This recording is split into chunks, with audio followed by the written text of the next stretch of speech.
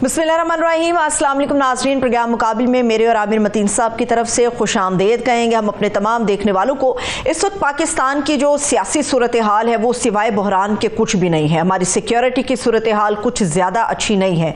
इस वक्त तमाम तर नज़रें उन हाई ऑफिशल्स के ऊपर हैं जिन्होंने पाकिस्तान के अंदर सियासत का बहरान हो या हमारी मैशियत का बहरान हो उसको कंट्रोल में लेकर आना है। मगर यहाँ पर मुल्क का ना तो वज़ीर आज़म हमें नज़र आ रहा है किसी मामले में, ना ही वज़ीर दाखिला नज़र आ रहे हैं, वज़ीर ख़जाना का कोई अता पता नहीं है, वज़ीर ख़ारजा के बारे में कोई ख़बर नहीं है। हम सिर्फ ये जानते हैं कि अवाम इस वक्त महंगाई की वजह से बिलबिल आ रही है। IPPs का जो अस्तहा है वो फन फैलाए हमारे सामने खड़ा है। जमात इस्लामी का धरना हमारे सामने इस्लामाबाद और पिंडी के अंदर मौजूद है, मगर वहाँ पर क्या कुछ हो रहा है कोई बात नहीं करता। इस वक्त पाकिस्तान की जो सियासत की सूरत हाल, इस बहरान को ख़त्म करने के लिए सिर्फ एक इंगेजमेंट की ज़रूरत है जो इस खला को पुर कर सकती है। लेकिन वो इंगेजमेंट किस तरह से मुमकिन हो पाएगी या नहीं हो पाएगी, इसके ऊपर बड़ी तफसील के साथ हम पाकिस्तान की पॉलिटिक्स के ऊपर बात करने जा रहे हैं। मगर इसके अलावा पाकिस्तान का इलेक्शन हुए तकरीबन 6 माह गुजर गए, मगर इन 6 माह में 6000 से ज़ायद ऐसी चीज़ें सामने आई जिन्होंने इलेक्शन के ऊपर कई संगीन सवालात खड़े किए हैं। अभी पतन की तरफ से एक रिपोर्ट सामने हमारे आई है जिसके मुताबिक नवाज शरीफ साहब ने लाहौर के हल्का N130 से डॉक्टर यास्मीन राशिद के मद्दे मुकाबिल जो इलेक्शन लड़ा, वहाँ पर जो धांधली हुई वो बड़ी संगीन नौइयत की धांधली थी। बहुत सारे ऐसे बेशतर पोलिंग स्टेशन है जहां पर धांधली का जो फिगर है वो 100% को भी क्रॉस कर गया। बड़ी संगीन किस्म की मालूमात हमारे सामने मौजूद हैं जो अपने तमाम देखने वालों के साथ हम शेयर करेंगे। अभी कुछ बात करते हैं पाकिस्तान की सियासत के हवाले से। जैसा कि आमिर साहब मैंने ये जिक्र किया अपने इंट्रो के हवाले से भी, एक हमारे पूरे इस सियासत के अंदर जो बहरान था उसमें इंगेजमेंट की कमी थी। आपको नहीं लगता कि ये जो इंगेजमेंट हो रही है मुख्तलिफ तरीक़ों से, मुख्तलिफ जावियों से, इससे कुछ बहरान पाकिस्तान की सियासत का कम होगा? मैं समझता हूँ ये जो वैसे रोज़ आ जाती है कि आज उन्होंने कहा कि बातचीत करना चाहते हैं, कोई कहता है नहीं करना चाहते, वो कहते हैं हो रही है नहीं हो रही। मैं समझता हूँ जब तक बैठ के जो प्लेयर्स हैं और ये लार्जर कोई डील नहीं होगी तो स्टेक होल्डर्स नहीं कोई कंसेंसस करते हैं, तो मैं रोज़ की ये हमारे साफी भाई वक्त ज़ाया करते हैं कि आज वो उन्होंने ऑफ़र कर दी, उन्होंने नहीं कर दी। जब तक फंडामेंटल्स रिजॉल्व नहीं होंगे तो जब तक नहीं होगा, मुझे फंडामेंटल रिजॉल्व होते नहीं आ रहे। और मुझे जो अभी सूरत हाल है इस वक्त, आप ओवरऑल देखें ना, बिग पिक्चर हम पेश करते रहते हैं। बिग पिक्चर क्या है इस वक्त? इस वक्त बिग पिक्चर ये है कि इस वक्त तक पूरे मुल्क में एक इंतशार की कैफियत है। सिक्योरिटी के बहुत ज़्यादा इश्यूज़ हैं कि आपके बलूचिस्तान में सिक्योरिटी के जो ये वाक़यात हो रहे हैं और क्लैशेस हो रहे हैं। KP में ये कुरम के अंदर वो 50 का हिस्सा क्रॉस कर गया लागतों का, और वो हम उस तरह नहीं डिस्कस कर रहे। बाकी जो है अदम इस्तेहकाम के मामलात, ऑपरेशन होगा नहीं होगा, क्या होगा, ये बहस है। सिंध में कच्चे के डाकुओं के मसले जो हैं वो हल नहीं हो रहे। अब पंजाब में वो जो कहते हैं ना Jamaat Islami at the gets, ये पिंडी और इस्लामाबाद के नुक्कड़ पे आगे वो बैठे हुए हैं और उन्होंने कहा है कल वो कराची जा रहे हैं और दूसरे सूबों में भी एक्सपैंड कर रहे हैं और लाहौर वो कह रहे हैं। इसमें इशू ये है कि इसमें हुकूमत कहीं नज़र नहीं आ रही, पार्लियामेंट भी नहीं नज़र आ रही, प्राइम मिनिस्टर कहीं नज़र नहीं आ रहे कि उनका या उनकी कैपेसिटी नहीं है, उनकी कोई वैल्यू नहीं है, या वो ध्यान नहीं दे रहे। वरना कोशिश होनी चाहिए थी कि नज़र आते कि कोयटा जा रहे हैं, पेशावर जा रहे हैं, सिंध में जा रहे हैं कि जनाब बातचीत करें या सारे। वो एक किस्म की वफाकी हुकूमत इररेलेवेंट नज़र आती है, बिल्कुल अलूफ है। और जा किधर रहे हैं वो राना सनाउल्लाह साहब, वो पता चल रहा है जी वो पेरिस की उनकी तस्वीरें आ रही हैं। अब देखिए ओलंपिक 7 बंदों की टीम है, 25 बंदे साथ चले गए हैं और वो पिकनिक वहाँ मना रहे हैं और मेडल नहीं आ रहे, मगर पिकनिक बास्केट वहाँ खुली हुई है। दूसरा वो यूसुफ रज़ा गिलानी में देख रहा था वो लंदन गए हुए हैं। डार साहब तो चले जी ईरानियन सदर के उसके ऊपर जाना था, उनकी अलबरदारी पे वो भी है, मगर वो भी एक सारे तो चल रही हैं। जो औरंगजेब साहब हैं वो चीन जाते हैं, कभी इधर आते हैं उधर जाते हैं, तो दौड़े आ रही हैं। मुल्क के अंदर कोई नहीं जा रहा। ओ भाई मुल्क के अंदर मामला ठीक कर लोगे तो कहीं लंदन, पेरिस, चीन जाने की जरूरत नहीं है।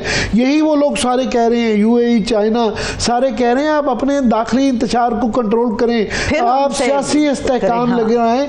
तो सियासी इस्तेहकाम के लिए कोई काम और वफाकी हुकूमत जिसको नजर आना चाहिए वो बिल्कुल भी।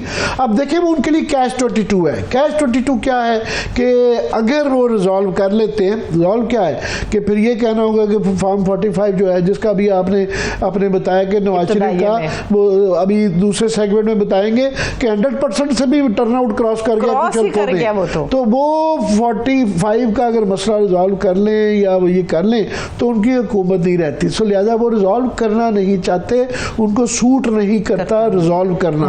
नहीं करते तो ना यहाँ पे मईशत तरक्की कर पाएगी, ना सरमायाकारी आएगी, ना यहाँ पे ठहराव आएगा। सो ये फंस गए हैं ये जो है ना। और दूसरा, अब वो आईपीपी गेट, ये आईपीपी गेट बन गया है वाटर गेट की तरह कि ये अजदहा जो है ये इनके यहाँ भी इनसे फंस गए हैं, कंट्रोल नहीं हो रहा, इनके गले जो है ना पड़ गई है। आईपीपी गेट इनके गले पड़ गया है कि वहाँ भी ये है कि अगर उसका कच्चा चट्टा खोलते हैं, उसकी ऑडिट कराते हैं, हीट ऑडिट कराते हैं, फोरेंसिक ऑडिट कराते हैं, तो उसके अंदर से जो इतलाएँ आ रही हैं, जो गौर एजाज साहब जो नक्शे पेश कर रहे हैं, जो अब खबरें निकल के आ रही हैं, हमने बताया कि जनाब फोक यहाँ का गन्ने का वो साउथ अफ्रीका की इंडेक्स जो सबसे महंगी है उसके भाव बिक रहा है, डॉलर्स के भाव जो है सोने के भाव बिक रहा है यहाँ पे गन्ने का। अच्छा, उसमें जो है करते हैं तो खुद फंसते हैं। वो तमाम मुआहदे जो हैं वो ज्यादातर नवाज शरीफ साहब की दूसरी हुकूमत में, वो इनकी जो 9799 गवर्नमेंट थी उसमें या 2014-15 में हुए हैं, तो वो निकल आते हैं सारी चीजें। ये वो तफ्तीश नहीं करवाना चाहते, इसलिए वो कह रहे हैं कि जनाब आईपीपी तो नहीं खुलेगा। अब वो रोक कैसे पाएंगे? एप्टमा जो है वो चली गई है, उन्होंने राइट टू इंफॉर्मेशन में मांग लिया कि हमें इंफॉर्मेशन दें, और सुप्रीम कोर्ट में पीसीसीआई चली गई है, ऑलरेडी उन्होंने पिटीशन कर दिया कि जनाब ये इंसानी हकूक का मसला है, लोगों का कंज्यूमर का मसला है, वफाद आमा का मसला है, और इस पर 184(3) नहीं है, और पाकिस्तान के सारे बिजनेस और कारोबारी लोग उसके अंदर शामिल हैं। सुप्रीम कोर्ट को सुनना पड़ेगा। और वो क्या कह रहे हैं? ओपन अप करें, सिर्फ तफ्तीश करा दें।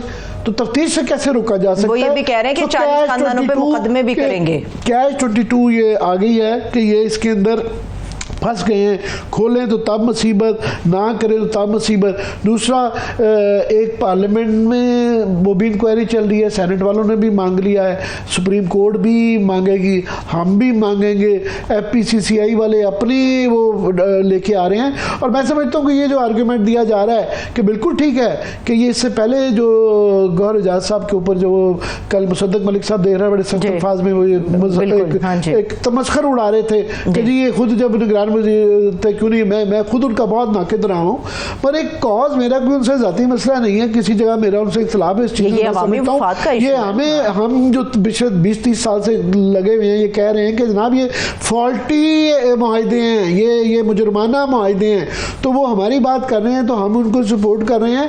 मगर ये कह देना कि जी उन्होंने खुद नहीं किया तो हमने नहीं करना, तो ये तो कोई ना करने वाली बात है। आमिर साहब ये भी बात हो रही है कि ये एक वक्ती उबाल है। याद है आपको, हम अपने ही मुकाबिल के प्लेटफॉर्म से आईपीपीस के हवाले से बड़ी बात करते रहे। यहाँ पर एक गुफ्तगू हो रही है कि ये वक्ती उबाल है, और खासतौर पे अब सनतकारों के चूंकि दुम पर पांव आया है, हुकूमत अगर इन्हें कुछ फैसिलिटेट कर देती है तो फिर अवाम जाए भाड़ में, ये लोग खुद अपना काम कर लेंगे। बिल्कुल सनतकारों के शुक्र है दुम के ऊपर पांव आया है। वो ये आर्गुमेंट कुछ हद तक तो ठीक है कि जनाब ये पहले सब्सिडी लेते रहे गैस की और बिजली की, तो कोई तकलीफ नहीं थी, उस वक्त अवाम का दर्द नहीं था। उनको सस्ती बिजली चाहिए, चाहे पहले वो at the cost of the people जो है हमारा पैसा लेके उनको सब्सिडी दे रहे थे। वो कहते हैं, उनका एक आर्गुमेंट वो बिल्कुल ठीक है कि जनाब हमें या तो आप उस कीमत पे बिजली दें जो कि जायज़ है, ये जाली चोरी जो बिजली आपसे नहीं कंट्रोल हो रही, ये जो कैपेसिटी चार्जेस जो आप नाजायज तौर पे ले रहे हैं 36%, जो बिल के अंदर आप देखें ना 60 रुपए का है तो 36% जो है तकरीबन 20-25 रुपए वो कैपेसिटी चार्जेस के हैं, और कोई 7 से 11% जो है बिजली की चोरी है, 25% टैक्स है। वो भाई वो कह रहे हैं कि ये आप तीनों चीज़ों में अगर कमी कर लें तो हमें जायज़ दे दें, तो हमें सब्सिडी नहीं चाहिए। तो उनको बजाय इसके कि उन पर एहसान किया जाए सब्सिडी का, उनको जायज़ दे दी जाए। अच्छी बात है कि उनकी वजह से शायद आवाम की भी सुनी जाए, वरना तो ना गवर्नमेंट की दुम पे ऊपर पाँव था, ना उनकी दुम के ऊपर पाँव था।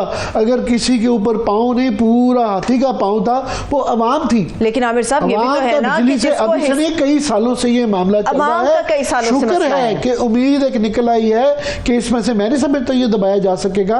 ये मामला जिस तरीके से आप देखें ना, सड़कों के ऊपर लोग पड़े हुए हैं, पॉलिटिकल पार्टीज, जमात इस्लामी ने लीड ली हुई है, पीटीआई भी पीछे पीछे है, उसके बाद पार्लियामेंट में सेनेट के अंदर भी बात हो रही है, अदालतों के अंदर मामला चल रहे हैं, एफपीसीसीआई चल रही है, तो इसको इग्नोर नहीं किया जाता। मेरा नहीं ख्याल है ये दबने वाला। आमिर साहब लेकिन हर हुकूमत जो है वो हिस्सा बकदर चुस्सा जिस बड़े को दे देती है, उसके बाद चीजें जो है वो इख्तिताम की तरफ चलती हैं। चलिए देखते हैं। इस वक्त मामलात को आगे बढ़ाते हैं, गुफ्तगू को आगे बढ़ाने के लिए हमारे साथ इस वक्त मौजूद हैं साबिक वज़ीर ख़ज़ाना मिफ्ता इस्माइल साहब। सर बेहद शुक्रिया आपके कीमती वक्त के लिए। ओवर टू यू आमिर साहब। जी मिफ्ता, बहुत शुक्रिया आपके वक्त निकालने का।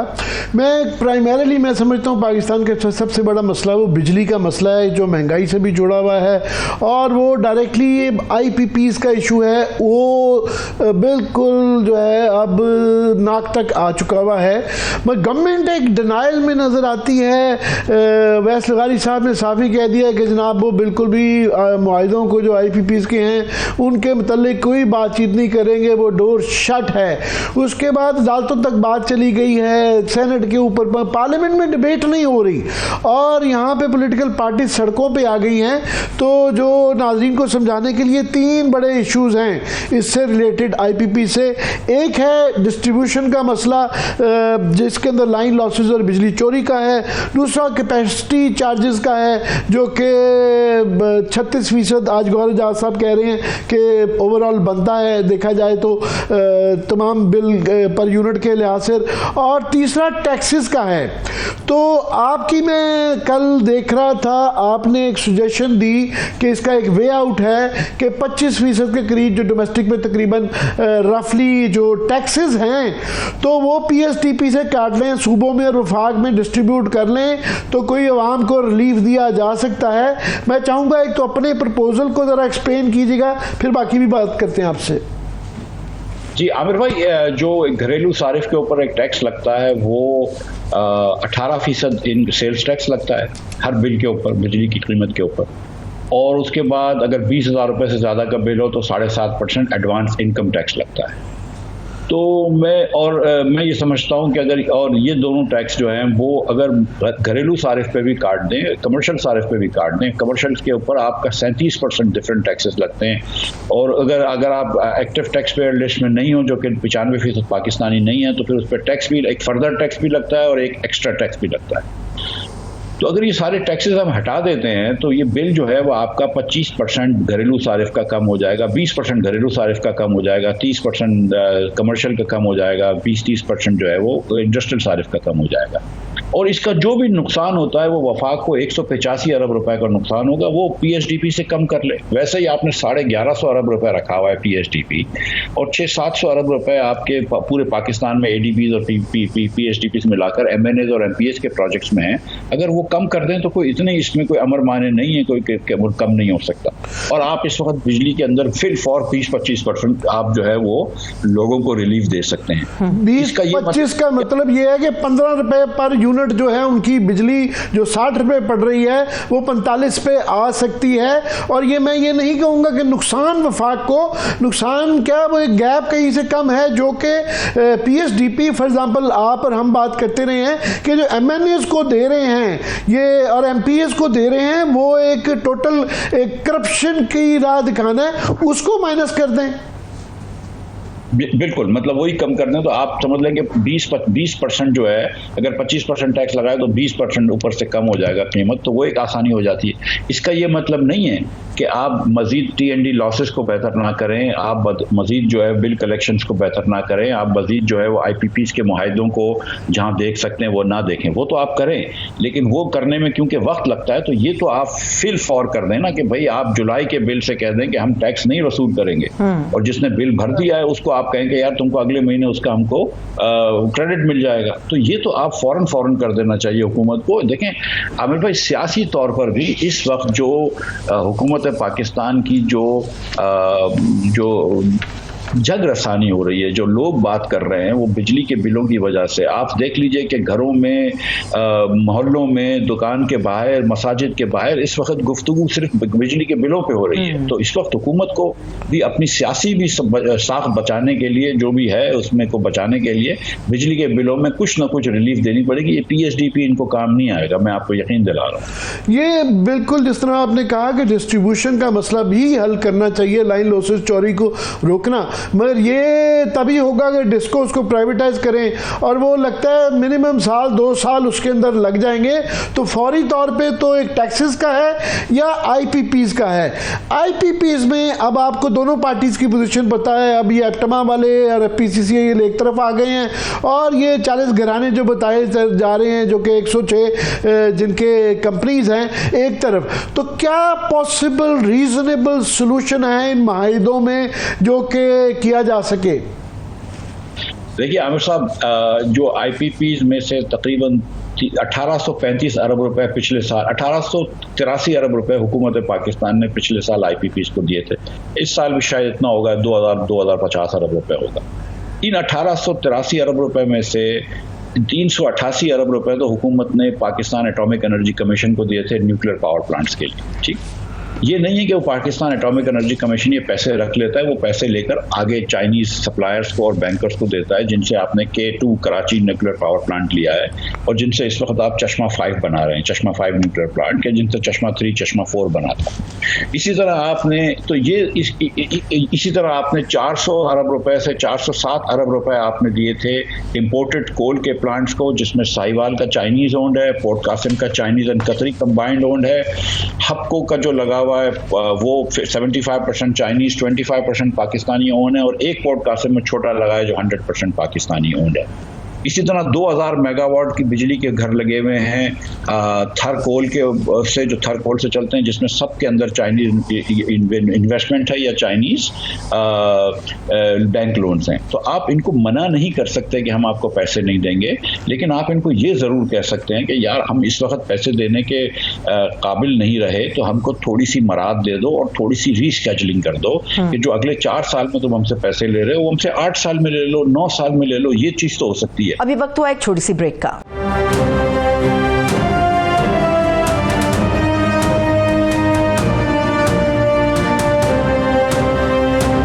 ब्रेक के बाद एक मरतबा फिर से तमाम देखने वालों को खुश आमदीद कहेंगे। मिफ्ता, इंपोर्टेड कोल क्योंकि इस वक्त गले की हड्डी है और सबसे महंगा प्लांट ही वो है।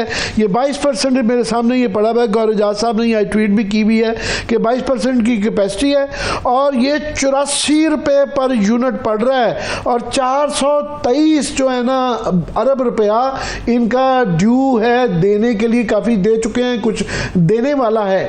तो ये भी कहीं ना कहीं ये डील जो हुई है इसके अंदर की तो सुकम है। और ये जो आप कह रहे हैं ना कन्वर्जन वाला, हम ये स्टोरी करने जा रहे हैं कि वो कह रहे हैं टेक्निकली और लॉजिस्टिकली ये पॉसिबल नहीं है, फाइनेंशियली भी इसको कन्वर्जन ये वैस लगारी साहब कही जा रहे हैं, मगर गालबन उन्होंने अपना होमवर्क नहीं किया। सर, मैं आपको यकीन दिला रहा हूँ कि जहाँ तक मेरी मालूमात है, और मेरी मालूमात आप जानते हैं कि काफ़ी थोड़ी सी इतनी गलत नहीं होती है। ये $500 मिलियन में चारों प्लांट्स जो है ना, सिर्फ 500 मिलियन की इजाफी इन्वेस्टमेंट से ये कन्वर्ट हो सकते हैं और एक साल के अंदर, पहले साल में $1 बिलियन की आपको कोयले की कीमत में ही बचत होगी, फॉरेन एक्सचेंज में बचत होगी। तो ये कन्वर्ट तो हो सकते हैं। नंबर 1, क्योंकि हम ऑलरेडी हम ऑलरेडी चला रहे हैं ना थर कोल पे प्लांट्स। तो ये सिर्फ प्लांट्स के अंदर आपको बॉयलर्स बड़े करने हैं, क्योंकि इसके अंदर सल्फर कंटेंट ज़्यादा होता है और इसके अंदर हीटिंग वैल्यू कम होती है कोयले में। इसकी हीटिंग वैल्यू जो होती है वो 400-500 MBBTU होती है और वो जो बाहर से कोयला आता है उसकी 800 होती है, तो 8000 होती है। तो उसके अंदर आपने थोड़ी सी कोयला बॉयलर्स बड़े करने हैं, ये हो सकता है। चलें इस बात को छोड़ दें।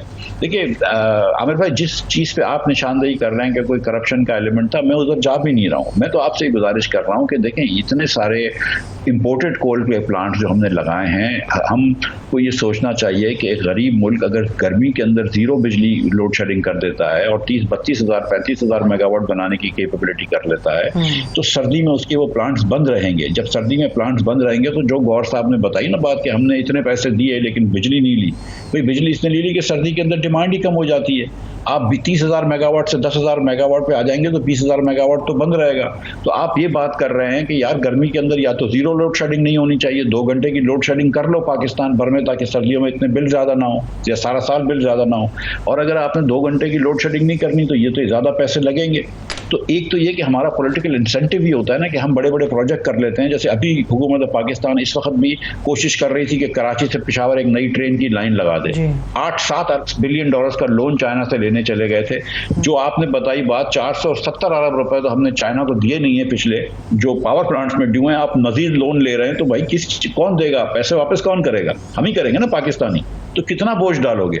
तो ये बात तो है कि हमने शायद पावर प्लांट्स में तो ये थोड़ी सी ज्यादती कर ली और बहुत जल्दी बहुत सारे प्लांट्स लगा दिए। तो वो एक मसला है। मैं एकदम उसकी और किसी की बात नहीं कर रहा। और आप नहीं कर रहे बात, बिल्कुल आप एक सुस्ता आदमी हैं, मगर हमें तो करना पड़ता है कि इसके अंदर ज़्यादा शक इसलिए पड़ता है कि जब कोई हुकूमतें जो हैं वो आपको डेटा ना दें। क्या चीज़ उनके आड़े आती है कि सारा कुछ ओपन अप कर दें, क्या मुआहदे हैं, किसने कितना लिया, और ऑडिट करवाने में क्या तकलीफ है कि सुप्रीम कोर्ट में जाना पड़ रहा है, सेनेट मांग रही है, नहीं दे रहे, राइट टू इंफॉर्मेशन के जरिए मांग रही है। बेसिक इंफॉर्मेशन है, पब्लिक इंफॉर्मेशन होनी चाहिए। और ऑडिट में क्या हर्ज है ताकि पता चले किसने क्या किया। देखिए, मैं एक तो ये आपके इस बात से 100% एग्री करता हूँ कि ऑडिट में तो कोई हर्ज नहीं होना चाहिए। अगर मैंने कोई गलत नहीं काम किया तो मुझे क्या हर्ज है अगर आप सारी चीज़ें खोल के देख लें, तो इसमें कोई हर्ज नहीं होना चाहिए। और दूसरी बात ये कि अगर हुकूमत पाकिस्तान तो नहीं देती ना पैसे, तो मैं और आप देते हैं पैसे। जब मेरे बिलों में ज़्यादा आते हैं तो ऑडिट का हक तो हमें होना चाहिए, इन्फॉर्मेशन का हक होना चाहिए। उस बात पर मैं बिल्कुल आपसे एग्री करता हूँ। मेरी गुजारिश तो सिर्फ इतनी है कि अगर आप इस बात को भूल जाएं, क्योंकि मैं ये समझता हूं कि हुकूमत पाकिस्तान की जितनी भी गलतियां हैं उसमें ज़्यादातर गलतियां जो होती हैं वो बेवकूफ़ी की, इनकॉम्पिटेंस की और पॉलिटिकल इंसेंटिव्स और पब्लिक इंटरेस्ट को अलाइन ना होने की वजह से होते हैं। जब भी आप जल्दी कर लेते हैं, कोड लगा लेते हैं, इम्पोर्टेड कोड लगा लेते हैं, और करप्शन का इतना एलिमेंट नहीं होता। लेकिन बहरहाल वो एक अलग बहस है। मेरी गुजारिश ये है कि हमको ये बात समझनी चाहिए कि इस वक्त 79% पैसे जो हम IPPs को देते हैं वो हुकूमत पाकिस्तान की एंटिटीज़ को जानते हैं या फॉरेन चाइनीज एंटिटीज़ को जाते हैं।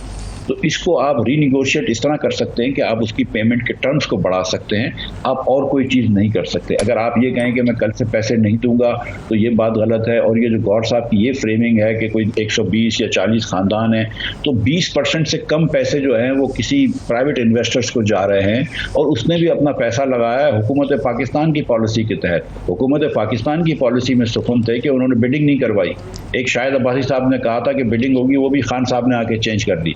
तो बेनज़ीर भुट्टो साहिबा, मुस्लिम लीग, नवाज परवेज मुशर्रफ साहब, इन सबके ज़माने में कभी बिडिंग नहीं हुई है। इमरान खान साहब के ज़माने में बिडिंग नहीं हुई है। वो नेपरा के फिक्स प्राइस होते थे। अब आप जानते हैं कि नेपरा का ब्यूरोक्रेट वो रेट नहीं ला सकता जो एक सेठ ला सकता है या एक मियाँ साहब ला सकता है। ये आप जानते हैं कि वो जो एक बिजनेसमैन जाके ला सकता है वो बेहतर रेट ला सकता है।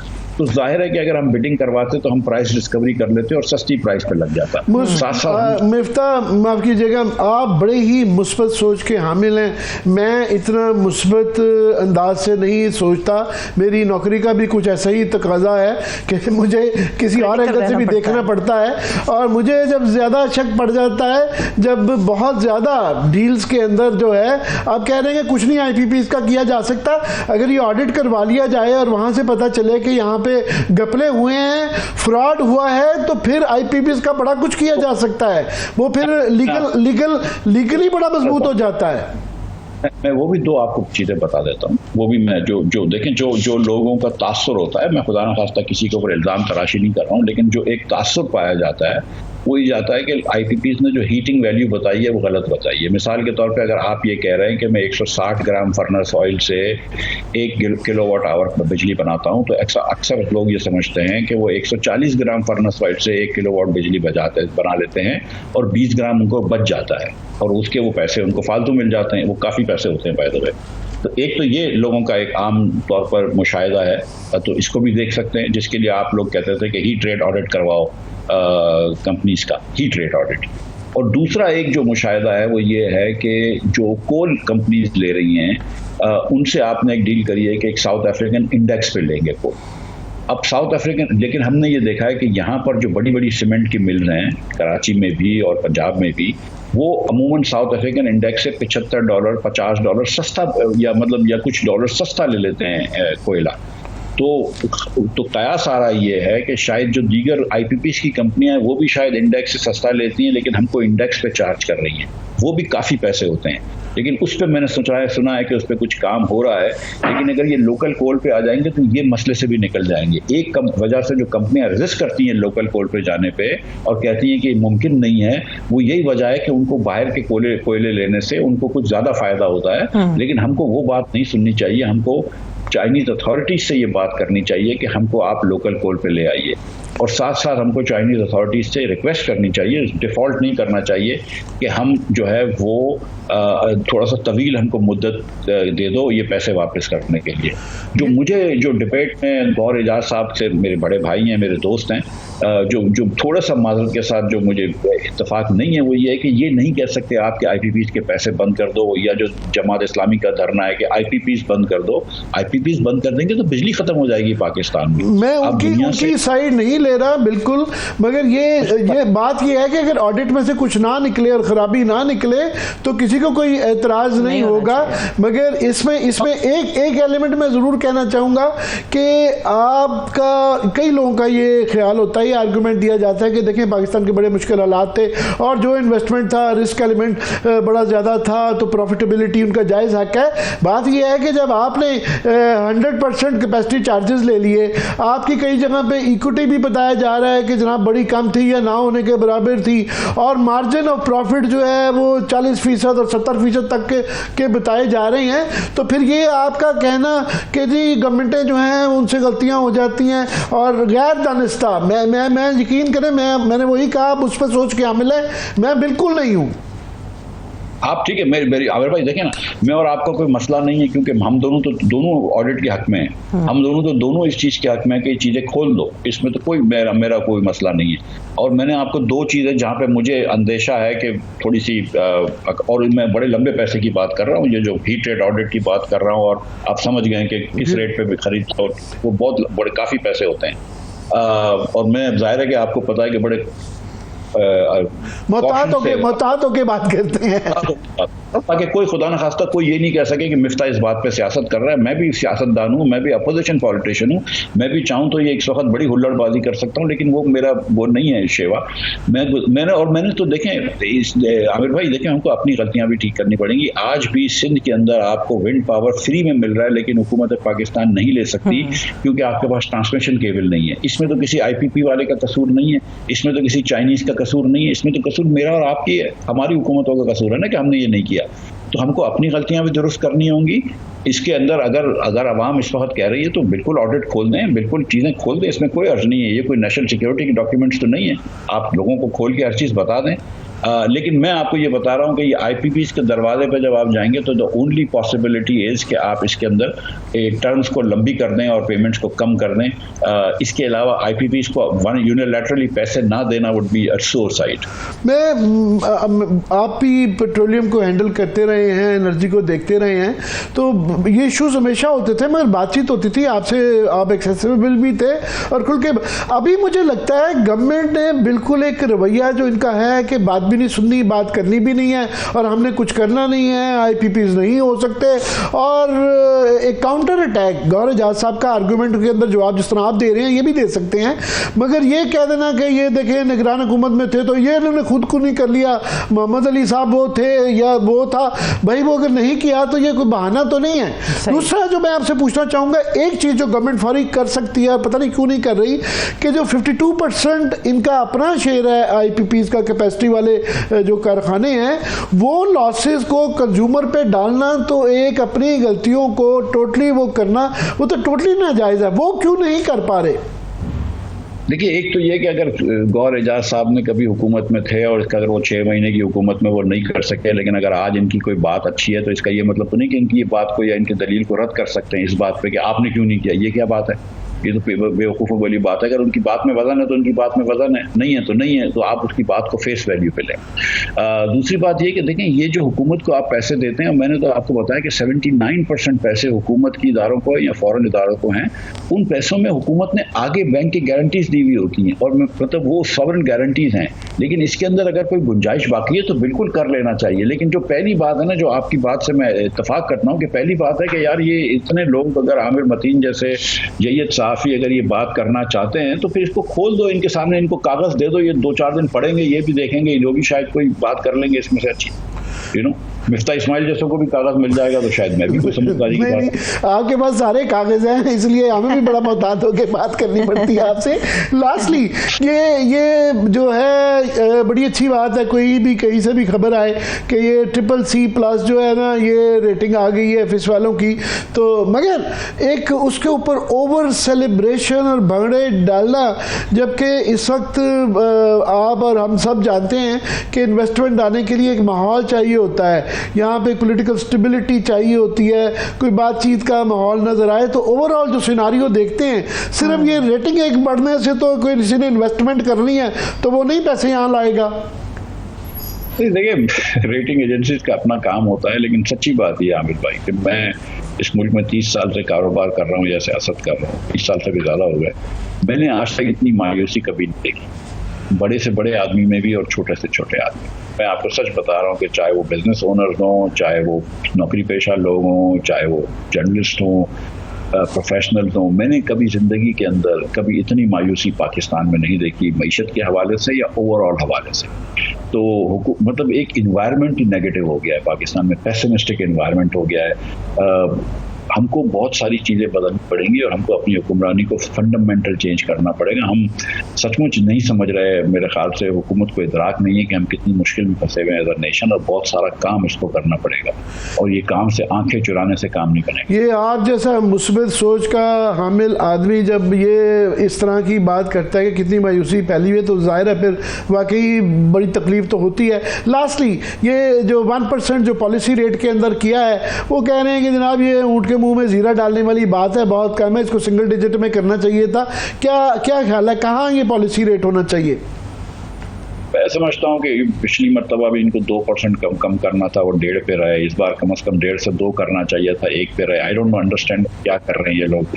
ये MPC के अंदर भी जो लोग हैं वो मेरे ख्याल से इतने समझदार लोग नहीं हैं। मैं आपको सचमुच बता रहा हूँ कि ना हुकूमत पाकिस्तान का फ़ायदा है, ना मईशत का फ़ायदा है, किसी का फ़ायदा नहीं है। IMF भी बनाने कह नहीं कर रहा आपको 6-6, 7-7, 8-8% आपने पॉजिटिव इंटरेस्ट रेट रखा हुआ है, पागलपना है। मैं आपको सच बता रहा हूँ कि ये वही है, अपने सर पे हम गोली मार रहे हैं सीरियसली। मतलब इस वक्त स्टेट बैंक की, मैं माजरत के साथ कह रहा हूँ कि बड़ी भूल थी कि ये 1% और कम ना कर देता, लेकिन अब मैं दुआ करता हूँ कि जल्दी से एक और MPC करेंगे और 1-8% और कम कर देंगे। चलिए, अल्लाह करे आपकी दुआ जल्द से जल्द कबूल हो। माजरत के साथ मिफ्ता साहब, मुझे ब्रेक की तरफ जाना है। आपके कीमती वक्त के लिए आपका बेहद शुक्रिया। अभी एक छोटा सा हम ब्रेक लेते हैं। जब हम ब्रेक से वापस आएंगे, गुफ्तगू का सिलसिला यहीं से आगे बढ़ेगा और इलेक्शंस के हवाले से, खासतौर पर हम पतन के हवाले से नवाज शरीफ के हल्का, नवाज शरीफ साहब का हल्का, मैं इसलिए मैं टीजर छोड़ रही थी कि वतन और खासतौर पे इलेक्शन के हवाले से हम बात करने जा रहे हैं। चलिए, नवाज शरीफ साहब के हल्के के हवाले से बड़ी गर्मा गर्म खबर है, वो आप लोगों तक पहुंचाएंगे। Stay with us.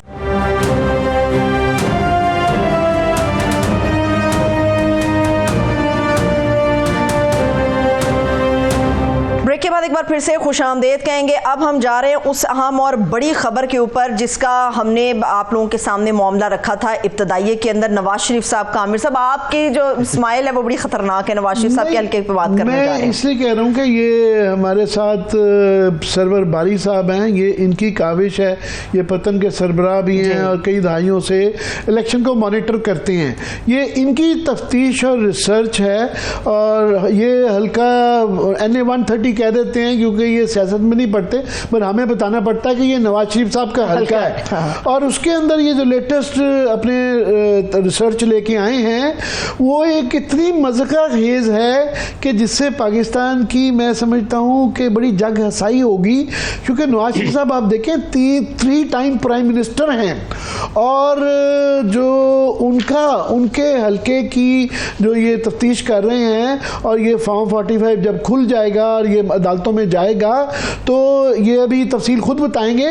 पर मैं सिर्फ एक टोटा बता दूं कि कई हलकों के अंदर 100% से ज़्यादा वोट है, मतलब टोटल वोट से ज़्यादा। और मैं इनकी तफ्तीश का ही देख रहा था, सिर्फ एक हल्का ये गुलशन रावी का है, ये LDA गर्ल्स हाई स्कूल, उधर एक मास्टर साहब हैं अब्दुल वाहिद साहब जो कि वहाँ पे प्रिजाइडिंग इंचार्ज थे, तो उन्होंने ये जो टोटल वहाँ पे वोट हैं 1818 हैं और उन्होंने जो कास्ट करवा दिए 1825। ये सिर्फ एक हल्के का फॉर्म मेरे सामने पड़ा है, तो मैं सोच रहा हूँ ये मास्टर साहब क्या बच्चों को पढ़ाते होंगे। और नवाज शरीफ साहब का अगर ये खुलता है तो उसकी सिर्फ ये नहीं कि पॉलिटिकल वैल्यू क्या होगी, और फॉर्म 45 जो ये फियरेस्ट ऑफ द फियर्स जो है ना, इनका फियरेस्ट फियर जो सबसे बड़ा डर है वो IPPs, महंगाई, बाकी मसाइल नहीं, वो फॉर्म 45 है। इसकी एक जो सिंबॉलिक वैल्यू होगी नवाज शरीफ साहब के खुलने की, ये एक बहुत ज़्यादा होगी। बारी साहब आप ज़रा तफसील बता दें कि जो लेटेस्ट आपने पहले भी करते रहे हैं ये फॉर्म 45 के हवाले से, अभी लेटेस्ट क्या है? देखिए, बहुत बहुत शुक्रिया। इलेक्शन कमीशन की जो वेबसाइट है ना, वो एक बहुत बड़ा ख़जाना है और उस ख़जाने से आप जितना मर्जी सोना निकाल लें या उसको लोहा कहें या उसको जंग कहें, जो भी उसको कहें नाम दें, इलेक्शन कमीशन की नाअहली और उनकी बदबयानती का मज़हर है उसकी अपनी इलेक्शन कमीशन की वेबसाइट।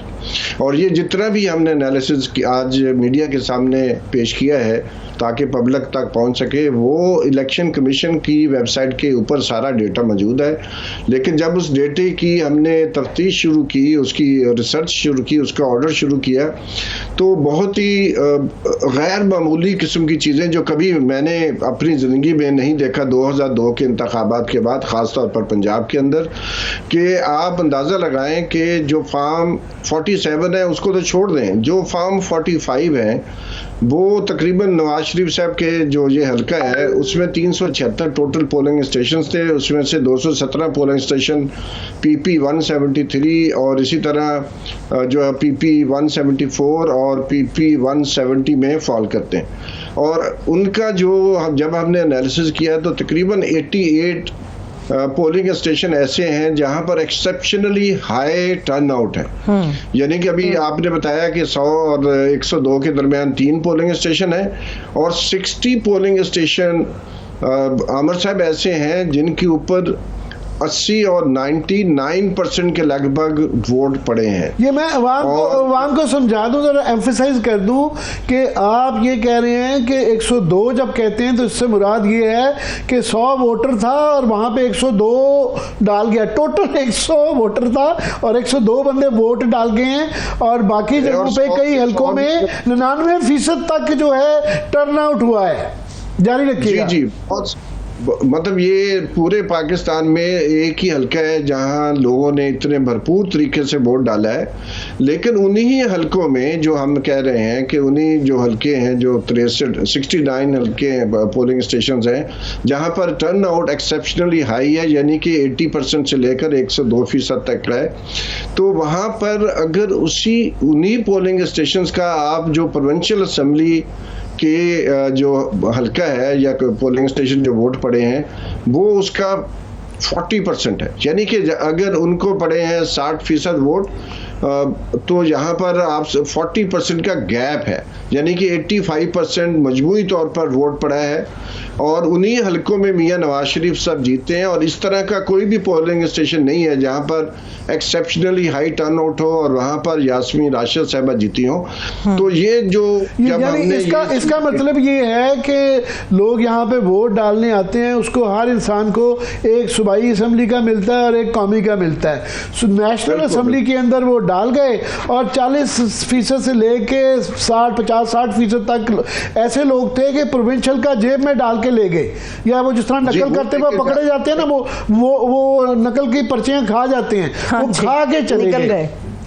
लेकिन इसके अलावा जो बात है वो इन्हीं हलकों में, इन्हीं जो पोलिंग स्टेशंस में जो सूबाई असम्बली का टर्न आउट है वो 40% 45% कम है कौमी असम्बली की निस्बत। तो और फिर कोइंसिडेंस है या जानबूझ के कुछ किया गया है जिसकी वजह से ऐसे पोलिंग स्टेशंस पर सिर्फ और सिर्फ मियां नवाज शरीफ साहब विनर हैं और रनर अप डॉक्टर यास्मीन साहब है। लेकिन ये जो 376 के टोटल का अगर आप ब्रेक डाउन करें तो मियां नवाज शरीफ 166 में जीते हैं पोलिंग स्टेशंस पर और डॉक्टर यास्मीन 208 में जीती हैं और 2 पोलिंग स्टेशंस पे दोनों के वोट बराबर थे। तो ये कोइंसिडेंस नहीं हो सकता और इसलिए फिर हमने फर्दर जब इन्वेस्टिगेशन की तो हमारे ऊपर ये सारी चीज़ें निकली। हमने देखा कि कहीं और भी कुछ ऐसा डेटा मौजूद है या नहीं है। तो किमाड़ी की एक कॉन्स्टिट्यूंसी कराची में है जहां पर गैप जो है वो मजमूई तौर पर जो कौमी असम्बली और सूबाई असम्बली की का गैप है टर्न आउट का वो 12% के लगभग है। वो ये सारी चीज़ें हमने प्रेस रिलीज के साथ तमाम मीडिया के साथ शेयर की हैं। हर पोलिंग स्टेशन का नंबर दिया है, अगर कोई चेक करना चाहे तो इलेक्शन कमीशन की वेबसाइट पर वो फॉर्म अगर कल तक तो मौजूद थे, आज उन्होंने ये मेरा मैं यही कहने वाला था कि पहले भी हुआ कि आपने और बाकी जिसने हाईलाइट की, क्योंकि ये सरकारी अदाद शुमार हैं, ये नहीं है कि आपके मेरे या किसी एक कैंडिडेट के हैं तो वो गायब हो गई या वो तब्दील हो गई या उन्होंने कहा जनाब ओहो हमारे से गलती हो गया था। तो ये पता नहीं अब कब रहेगा और नहीं रहेगा। दूसरा जो आपने अंदेशा जाहिर किया कि मुझे भी लगता है कि ये शायद नवाज शरीफ साहब के साथ साजिश ही हुई है कि नकल के लिए भी थोड़ी सी अक्ल चाहिए। तो ये तो एक बेवकूफ़ाना तरीकाकार है कि 102% वोट डाल दें। और जो ये आपने यास्मीन राशिद साहबा का जिक्र किया कि 2008 हल्कों में वो जीती पोलिंग स्टेशन पे और 166 में नवाज शरीफ, इसका मतलब ये है कि 166 जिसमें नवाज शरीफ पोलिंग स्टेशनों पे जीते वहाँ मार्जिन ज़्यादा दिखा दिया गया to cover up 208 polling stations. उसमें जो है वो फिर सिर्फ ये नहीं किया, जब हमने वो सारे जो टोटल जहाँ पर मियां नवाज शरीफ साहब रनर अप 208 पोलिंग स्टेशन पर हैं और विनर जो हैं वो 166 पर हैं और वाइस वर्सा हो जाता है डॉक्टर यास्मीन राशिद साहबा।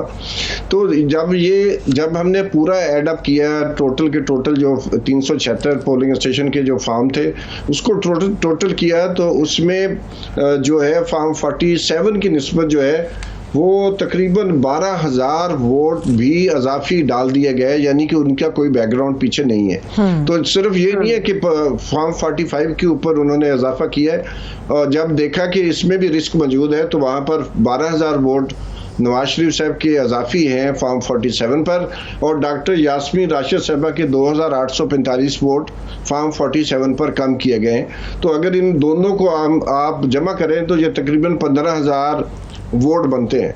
तो यानी कि जो इलेक्शन कमीशन का अमला था और ऊपर से लेकर ये इस तरह ये गलतियां नहीं हो सकती। हमारे नज़दीक ये गलतियां नहीं हैं, ये एक ब्लेटेंट किस्म की रिगिंग है और उनको कॉन्फिडेंस था कि इतनी गहराई में जाकर कोई नहीं देखेगा और हम जो भी कर लें we can get away with this kind of rigging. लेकिन अफसोस की बात यह है कि पिछले तकरीबन 6 माह होने को हैं, कोई किसी सियासी जमात ने, किसी मीडिया ग्रुप ने, किसी सिविल सोसाइटी ने ये जहमत नहीं की कि जो धांधली का शोर तो बहुत है लेकिन इस धांधली को एक्सपोज करने के लिए जिस किस्म की रिसर्च और तहकीक की जरूरत है वो किसी ने जहमत नहीं की करने की। तो इसलिए ये आपका बिल्कुल क्रेडिट है और हम आपके इस रिसर्च का फ़ायदा उठाते हुए हाईलाइट करने की कोशिश करते हैं। मगर एक आर्गूमेंट जो बारी साहब दिया जाता है कि जी पाकिस्तान में तो सारे इलेक्शन जो वो हुए हैं, बिल्कुल काफ़ी ज़्यादा हिस्ट्री हमारी कोई इतनी अच्छी नहीं है इलेक्शन में इंतखाबात करवाने की, मगर ये कि 2018 में भी हुआ था और अब भी हुआ। मगर ये जो आप इस काम में बड़े दाइयों से हैं, हम भी यही काम करते रहे हैं, तो स्केल का जो फ़र्क है वो बहुत ज़्यादा और जो शहादत है, एविडेंस है, वो इतनी ब्लेटेंट है कि अनडिनाएबल है। वहाँ एक जो ना प्लॉजिबल डिनाएबिलिटी जिसे अंग्रेज़ी में कहा जाता है, पिछले इलेक्शनों में भी बड़े शक थे और बड़ी गलतियाँ हुई और जेरी मैंडरिंग हुई, मगर ये तो ओपन एंड शट केसेस हैं। कोई फ़र्क है इसमें और पहले में? नहीं, देखिए मैं तो समझता हूँ कि जो 2018 या 2013 उससे पिछले जो इंतखाबात हुए हैं, जो स्केल है जिसकी आपने बात की है, बिल्कुल आपने 100% बात सही की है कि जो स्केल है वो अगर ये ऐसी है कि किसी शख्स को 99 पर टेम्परेचर हो और दूसरे को 104 के ऊपर हो तो हम कहेंगे दोनों बीमार तो हैं। लेकिन ये बड़ी वियर्ड किस्म की लॉजिक है जो पाकिस्तान में दी जा रही है। हमने 2018 में बहुत सारे लोगों को कहा, MNAs को, MPs को, कि आप हमें फॉर्म ला के दें, हम इनका ऑर्डर करेंगे और फिर आपके लिए हम आवाज़ भी उठाएंगे। क्योंकि मसला ये नहीं है कि धांधली होगी या नहीं होगी, मसला ये है कि जो लोगों के वोट चोरी कर बरसे इक़्तिदार आएंगे वो करप्शन में लाजमन इन्वॉल्व होंगे। और हमारा कंसर्न ये है कि ये बहुत ज़रूरी है कि अगले इंतखाबात से पहले जो तरीका वारदात है धांधली करने का और रिगिंग करने का पाकिस्तान के अंदर, उसको फुली अंडरस्टैंड किया जाए और जो मैकेनिज्म यूज़ किए जाते हैं, जो मॉडस ऑपरेंडी यूज़ की जाती है और जो जिस लेवल पर किया जाता है उसके सारे जो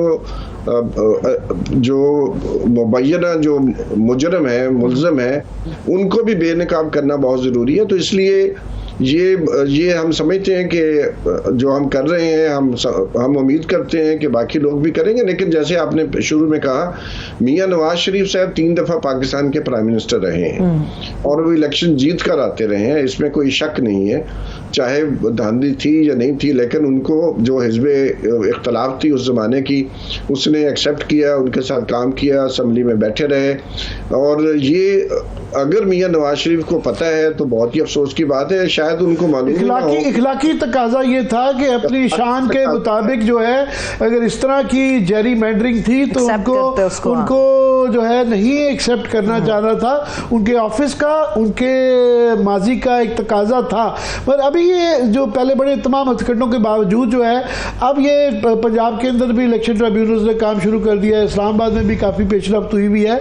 सो आपको ये कि लॉजिकल एंड की तरफ जाता हुआ नजर आ रहा है? जी देखिए, मैं समझता हूँ कि ये जिस बड़े लेवल पर धांधली हुई है ये डाइजेस्ट नहीं हो सकती। ये मुश्किल है कि इसको छुपाया जाए, ये बार बार बाहर निकलेगी और बहुत और चीज़ें भी निकल के सामने आएंगी। तो इसका एक ही हल है कि फौरी तौर पर एक ट्रांसपेरेंट ऑडिट किया जाए तमाम हलकों का। और हमने इलेक्शन के फ़ौरन बाद भी ये तजवीज़ दी थी कि हर डिस्ट्रिक्ट के लेवल पर जो सेशन जज है उसकी मौजूदगी में और जो कैंडिडेट्स थे उनके नुमाइंदों की या उनकी मौजूदगी में, मीडिया की मौजूदगी में एक ट्रांसपेरेंट ओपन ऑडिट किया जाए, एक फॉर्म निकाल कर देखा जाए और फिर रिजल्ट्स नए सिरे से तैयार किए जाए। अगर ये जो पनिश नहीं करते हम इलेक्शन कमीशन के मेंबरान को और चीफ को, और जो लोग इसमें मुलव्वस थे उनको बेनकाब नहीं करते, उनकी शेमिंग एंड नेमिंग नहीं करते, तब तक पाकिस्तान में जमहूरियत बेहतर नहीं हो सकती। या तो उनके ऊपर कोई खौफ खुदा हो और वो खुद ठीक हो जाए। तो मैं तो ये समझता हूँ कि मियाँ साहब को अब मिसाल बनानी चाहिए इसकी कि वो मुस्ताफ़ी हो जाएं और वो कहें कि अगर इस तरह का इलेक्शन से मुझे जिताया गया है जिसका मुझे इल्म नहीं था, तो मैं समझता हूँ कि मुझे ये member accountability starts from the top के ऊपर। जब अगर ये नई चीज़ें ठीक करेंगे तो आम आदमी से ये उम्मीद करना कि वो लॉ अबाइडिंग सिटीजन होगा और रूल ऑफ लॉ के मुताबिक चलेगा, वो बड़ा चांद मांगने वाली बात बन जाती है। बहुत बहुत शुक्रिया सरवर बारी साहब कि आपने ये बड़े अपनी एजुकेटिव किस्म की रिसर्च से जो है हमने इस्तेफादा किया, करने देते। बहुत शुक्रिया, थैंक्स सो मच। सरवर बारी साहब हमारे साथ मौजूद है। आखिरी आमिर साहब 1 से 1.5 मिनट मेरे पास मौजूद है। अभी मैं देख रही थी कि बड़ी ताज़ा खबरें आ रही हैं कि किस तरह से हुकूमत की तरफ से कानून साजियाँ हो रही हैं। अभी जो हमारे पास लेटेस्ट खबर है वो तौहीन अदालत के हवाले से, ज़रा उसका आमिर साहब तफसील तो बताएं कि हुकूमत क्या रही है तौहीन अदालत के हवाले से, क्या कानून हो रहा है? जो है हुकूमत जो है कोई रोज एक नया जो है ना शोशा घड़ लेती है जो अपनी फेवर में जाता है। अदालत को कंट्रोल करना, जब से वो 85 का जो डिसीजन आया है ना रिजर्व सीटों के हवाले से, हाँ जी, वो जब से क़यामत आ चुकी हुई है, वो इनको कंट्रोल करना है कि उनकी कोई भी बेइज्जती की जाए। आज जो है यूजुअल सस्पेक्ट्स के अंदर नूर आलम साहब हैं, तो वो बड़े सस्पिशियस तरीके से असम्बली तक भी पहुंचे हैं और वो सस्पिशियस किस्म का एक बिल कह दें ना लोगों के आसानी हो जाती है। तो उन्होंने आज एक बिल पेश कर रहे हैं जो कि हद तक के हद तक ये अदालत का कि इसको जो कानून है कंटेम्प्ट ऑफ कोर्ट का, तौहीन अदालत का, इसको वो रिपील करना चाह रहे हैं। तो पता नहीं ये या रिसर्च नहीं करते या अपना एक मजाक उड़वाते हैं। ये पहले भी कोशिश हो चुकी हुई है अल्हम्दुलिल्लाह पीपल्स पार्टी के दौर में 2012 के अंदर, और ये कोका कानून कहलाया था, कंटेम्प्ट ऑफ कोर्ट एक्ट बनाने की कोशिश की गई थी 2012 में। इसको सुप्रीम कोर्ट ने स्ट्राइक डाउन कर दिया था। ये मेरे पास उस ऑर्डर की जो है कॉपी है जिसके अंदर क्लियरली उन्होंने कहा कि ये ultra vires to the constitution है, और ये it has been held that repealing section itself is a nullity, therefore the principle of severability as applied by this court in blah blah blah cases मसाले दी हुई है। तो 10 having left with no constitutional option, COCA 212 is declared unconstitutional, void and non-established as a consequence जो है। तो ये पहले ही स्ट्राइक डाउन हो चुका हुआ है। तो ये पुरानी मशरूबा नई बोतलों में लेके आ जाते हैं, वो फिर बोतलें टूट जाती हैं, फिर ये शोर मचाती हैं। पर क्यों अदालत की कंटेम्प्ट ऑफ कोर्ट के उसको रिपील करना चाह रहे हैं? भाई आप इस तरीके से रोकें, बल्कि जिस तरीके से आप लोग जलसों के अंदर वो है ये चाह रहे हैं मादर पिदर आज़ाद हो, तो पहले ही इस्तिस्ना है बाय द वे पार्लियामेंट के अंदर जो है बड़ी गुंजाइश होती है।